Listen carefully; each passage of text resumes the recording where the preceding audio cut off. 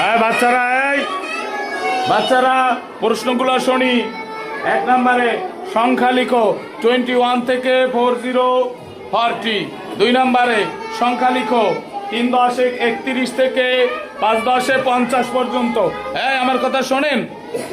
3 নম্বরে জোড় সংখ্যা লিখো 12 থেকে 30 পর্যন্ত।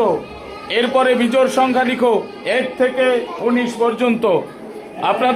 আপনাদের জন্য এই লেখাটা সম্পূর্ণ করা। প্রশ্ন কয়টা? 4টা। কয়টা? 1 2 3 4 বসিয়ে তারপরে আপনাদেরকে লিখতে হবে, ঠিক আছে? হ্যাঁ, আবার কেউ সংখ্যা না বসিয়ে লিখবেন না, ওকে? হ্যাঁ